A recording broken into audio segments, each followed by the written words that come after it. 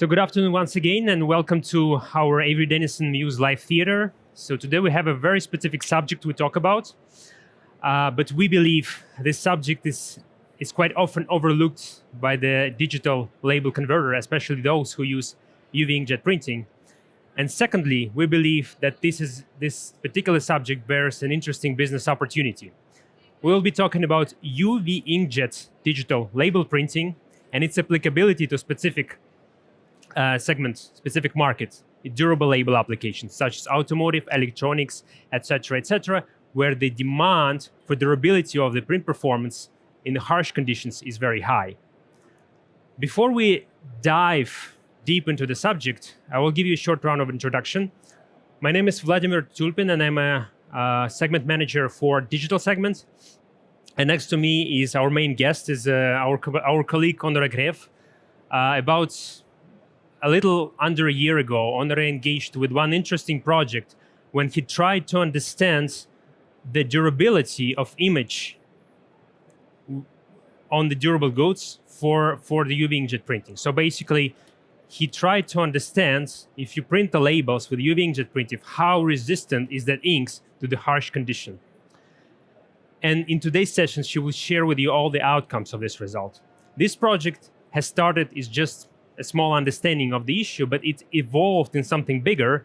And by the end, we partnered with all leading OEMs in the UV inkjet industry to convey an in-depth study, the results of which we'll provide with you today.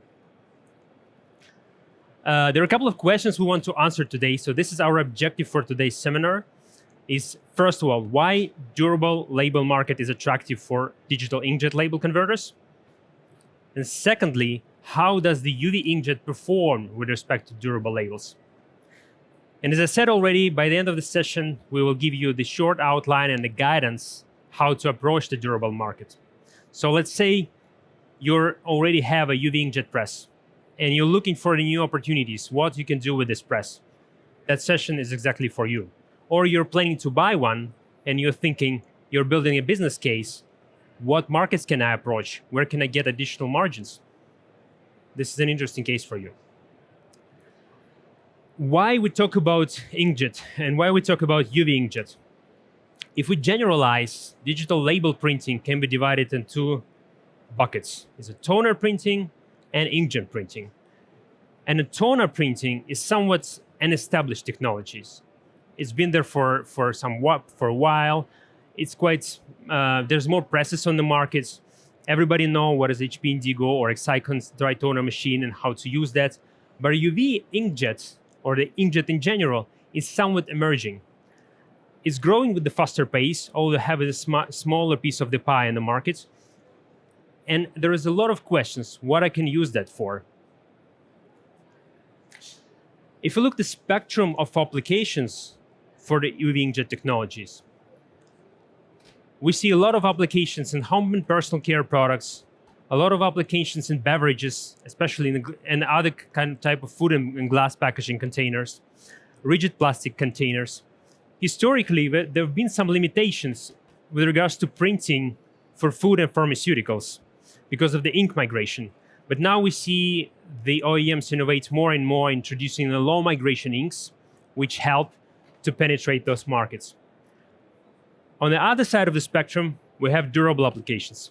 And this is what we're exactly looking today, because there are some specific features of UV inkjet technology which make it particularly attractive if we talk about durable goods printing. On that note, I will pass it over to Ondra, who will first of all guide you through what do we define by the durable markets. And secondly, he will tell what are the requirements for the labels in the durable markets. And lastly, he will share you the outcome, all the process and the project he can wait, and the outcome, what he has been done, and the results which you can share with you. Ondra? Thank you, Vlad. Can everyone hear me correctly? Thanks. So first of all, let's go over what we call durables. Within Avery Dennison, these are the applications that we consider as durables. So we have automotive, appliance, so these are white goods, electronic, the small labels you find behind your dishwasher or anything that is exported. Electronics, so these are the cablings, chemicals, for chemical drum labeling, and tire labels. Tire label is something a bit different. It's more durable based on the adhesive side than the face side, but still it's very important to maintain a simple print that is visible throughout the transportation of the tires. So now that we know a bit what durables are, let me tell you a bit of how we started this project. So we were looking into digital. As Vlad said, digital is growing, it's become more and more popular, and it's something that eventually is inevitable. We will be using either UV inkjet, water-based inkjet, or any way of toner. So we were looking a bit around and we figured that something is missing. Especially myself, I was working into the durable applications and I felt like, how come there is no reliable option to print durable labels if you don't have a analog printing technology? So we reached out to some OEMs and we asked them, would you be on board with us? So we talked to Durst, Domino, and Xicon, and we asked them, would you be on board with us to start this new project where we would work together to test materials, certify them, and see what can happen? They had some doubts, saying, we're not too sure it's going to work. We're not too sure our prints are that durable, but still, let's do it. So this was about a year ago. So ever since, we really started testing these products, and the surprises are really good. So maybe I passed that slide a bit too quickly, but let me show you what we came up with. So we now have 3 guides. So one per OEM, one for Durst, Xicon, and Domino. And within these guides, you can find a lot of information. We'll come back to that at the end of the presentation. Now, what I would like to go through is what kind of testing did we do? How did we evaluate the durability of a print?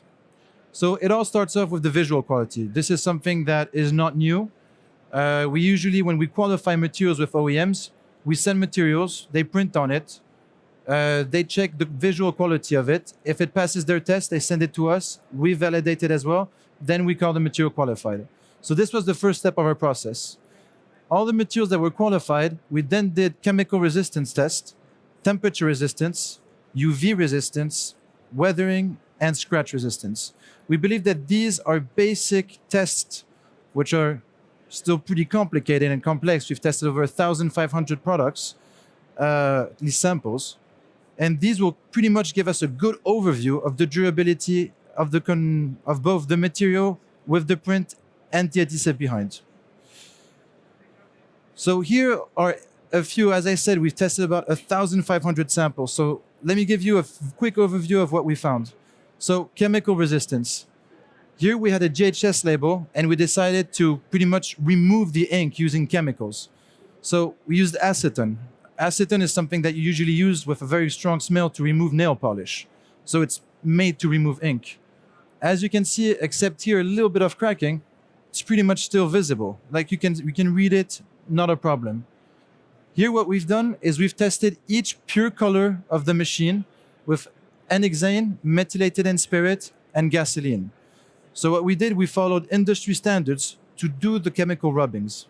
We even tested the barcodes because UV inkjet is known for having a very high tactility. And we thought that maybe by hitting that layer of ink, it would fall off. Still, by testing those, we had close to 0% lost in readability. So from here, we had very good news. So if we cannot use chemicals to remove it, maybe using heat, we'll see the ink peel away. So here we have the same material, same print from the same OEM. So this one has been for 15 days at a constant 150 degrees. As you can see, no change in the top coat, no change in the print. Then we took it a bit further and we did 15 days at 180 degrees. And still then, which is a pretty harsh, temperature test. So these are part of UL certifications. And even then, beside a little bit of cracking in the full prints, I mean, it's still very good. So this is a slide I like because what we did is we tried to compare and to give an idea of how other prints would perform. We're not saying that these are not good. We're just saying that these could be used for so much more. So we have UV Flexo, a 200 and 100% printed sample, water-based inkjet, and liquid toner. And here we have the UV inkjet samples. So here what we did is we did a Tabor test. For those who are not aware what a Tabor test is we take a grinding wheel, actually 2, and we put this onto a sort of pivoting table, and the two grinding wheels are just going to scratch off the ink. So it worked pretty well on the tops, but on the ones on the bottom, as we can see, beside a little loss of gloss, it's still very good. Fun story behind this one is that I showed someone who is very good in printing. This person has been working for years in different print technology. And when I showed this to him, saying like, you see, he said, I told you, UV inkjet is not durable. These are actually the UV inkjet printed samples. So this was the first good surprise we had. We went, okay, this has potential. Let's try to take it even further. So then we did some super UV testing, which is a UV resistance. So I think no one is really aware of the super UV, what it is. I think we have 4 machines in the world, like this one. It's a big machine which just bombards UV radiation onto whatever you put inside. These are usually used to test graphic materials, like the ones on the walls, for outdoor use. So there is no weathering. There's no change in light, no change in temperature, no change in humidity. It's just constant UV radiation exposure. So the top one, which is Flexo, we can see fades away quite rapidly. If you look in here, I don't know if you can see it from there, but we've got little crosses. Imagine if this was giving out an important information. After the equivalent of 18 months of UV exposure, the crosses are gone. Imagine if this had to say, careful, do not open, or anything. This is a problem. And these two are the same materials, and they both meet a certain standard. BS 5609 section 2 and 3 certified, both with this Flexo print and this UV inkjet print. If we look at the UV inkjet print, I mean, there is absolutely no change in it. So this is already something that says that it screams that it works. Then once this worked, we went for the Atlas weathering. It's also known as the xenon weathering test. So this is an accelerated outdoor weathering test. So this takes in consideration the change between night and day, humidity, changes in temperature. So this is very accurate. So again, same material, both meet the same standard. The top one is Flexo printed and the bottom one is UV inkjet printed. So this one was not as forgiving as the the super UV machine, but still, compared to this one, there's nothing to say. It works really well. So once we had all these tests, what did we do? So we work with these 3 companies, with these 3 machines. And once we've had all these tests, we decided, let's actually make them available, because this is something that's missing on the market. Something where people like you who are looking to buy UV inkjet press can actually rapidly access this information, select a product. You have a customer coming to you. You don't have to initiate a conversation with a supplier like us. You can directly look into these and find something that has been tested, certified based on industry standards, and for your machine and your set of inks. We tested the entire combination. There is no doubt about that. So in each of these things, what we did is we selected materials. The materials we tested are core materials that we use for analog printing. Our goal with this is also to offer flexibility to our customers. If you are using analog printing to convert your materials and are deciding to add flexibility to your converting process by purchasing a UV inkjet machine, these products are usable on both. They're not premium products. They're not something that is exceptional. We tested our own top coats for both printing technologies. And what we did is we took it even a step further afterwards. We decided to certify these products so even you can offer these certifications to your customers. So BS 5609 section 2 and 3. So the adhesion part and the printing part. For those who are not aware, every chemical drum or every chemical container that is transported overseas needs to have this certification. In case the chemical drum falls overseas, it has to withstand 3 months in the ocean with the label still on and of course the information still on. Otherwise the label is useless. So we have certificates here. You will be able to see in the files. We've got a little tick. You got that certification. Use our material, give us a quick call, an email. We send you in the day the certificate. It's that easy. There is no testing, no waiting time. We have UL recognitions and CSA. So these are for exporting electronic goods to the US and Canada. A lot of people think, yeah, but the company with who I work, they don't export a lot. They only export 15% of their goods over there. True, but still, these companies, they don't bother having two different materials and one that is certified and one that is not. This would make their entire processes very difficult in warehousing. So they just certify the entire thing. So you have those for heat, chemical, for all different sorts of tests. And again, all the tests we've done are here, and we've put different performance rating in. So it gives you a good idea. A customer says, I need something with a very good chemical resistance. Look through it. There we go. We have this, this, and this. Would you rather have a PE, a PET? You get to decide. So we're really trying to offer you flexibility and be autonomous as well. So I think we'll keep some time for some questions if you have any. But the key takeaways of this presentation is that UV inkjet can produce durable print results. And this is something that a lot of people, even within our industry, did not think was possible, but it actually is. Then we have some guides for you to select the right material for the right durable application based on a specific printer. So these tests are based on industry standards. We did not just went in our labs and started doing these tests. We followed specific regulations, and all of these are clearly written down at the end of the guide. So you know exactly what kind of tests we've done, exactly what kind of standard we used. So we're really being as transparent as possible with this.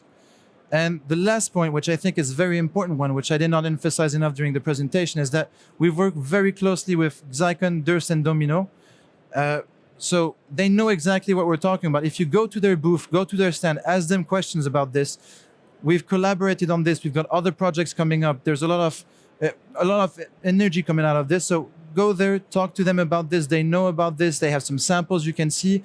They can give you the other side of the industry, more from a printer's point of view. But this is the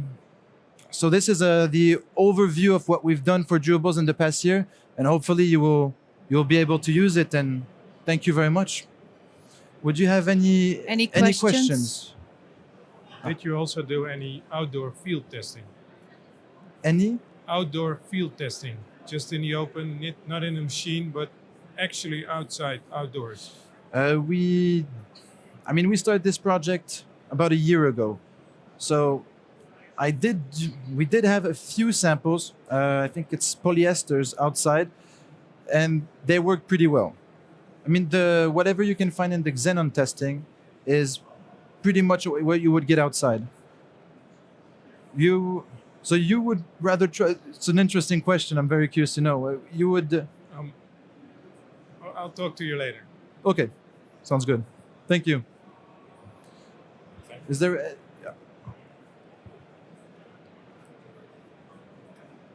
Was the result the same on all three different machines? That's a very good question. Well, at first we thought that we would get one machine that would be better than the other one. But what we realized is the way they actually jet the ink onto the substrate. So first they use different inks. Then the way they put the ink onto the substrate will considerably change the way the ink performs during durability tests. So for example, some prints will be more chemical and scratch resistance, but for heat, they won't perform as well as others. So each OEM, they all perform very well, but some perform much better in other aspects compared to some other OEMs. But these are all in the guides. If you want, we could. If you have did you have something specific in mind? Or? No. It was just if you showed the best ones, of course. Yes, and these are a mix of different OEMs. So we took obviously the best ones. So in here you had some Durst, Domino, and Zycon prints. All the results are the guides. Regardless of the fact that indeed there were some particular differences, some were a bit better, some were a bit worse. All technology in general, because we try to not compare here, but talk about technology in general, performs very, very well for a durable label application. So, I mean, whatever printing press you choose, we expect you will be successful in all of the segments we're talking about. Mm. Obviously, you need to also bear in mind that the tests we conveyed were on Avery Dennison printed material. We have a print receptive top coat, so we are not sure how it performs on non-top coated or other type of top coating substrate. So yes. This is what we didn't do. So, but if you use those substrates, and if you use those presses, you at least can be confident in the results. Yes, we're not trying to say that one OEM is better than the other one. We've worked with all of them, and personally, we like them all. But then, as Vlad said, what we've did with the testing is we've tested just few products. It's a lot of work, but these do not reflect the results you could get with other materials that do not have our top coat on. Probably you could have the same results, probably not, but we did not test. So something to, but it was a good question. Thank you. Is there any other questions? Hi, yes, sir. Do you also have test results for the overlaminate PET UV23? The PET UV23, yes, we do. We've tested these. So we've tested a combination of different materials based on the print. And what we've had is different results. If you want, we can talk about these afterwards. But depending on the construction you make, sometimes the product underneath or the print can release gas, and that overlam can trap the gas within. So you need to be very careful on how you do it. It's not because you put a UV overlam over any print or any material that suddenly the performance will be better. If the combination is not the right one, it can actually go the other way around, which we've seen during our testing. And it would be worse to have an overlam than not to have one. So, but if you're thinking of a specific products, we can talk afterwards and try to figure out exactly, because we now have also another overlam, which is brand new that we took from our graphics division. It's an overlam that's used to protect the trains from graffiti and UV. So this is also something else we have to offer. But we can take it afterwards if you want. Any more questions? Well, if not, thank you, Honore. Thank you, Vlad. Thank you, the audience. This was Yes. the most dynamic, Thank you very much. engaged discussion. So feel free to Thanks stop a lot. by our booth and continue. Yeah, thanks a lot. Thanks. Thank you.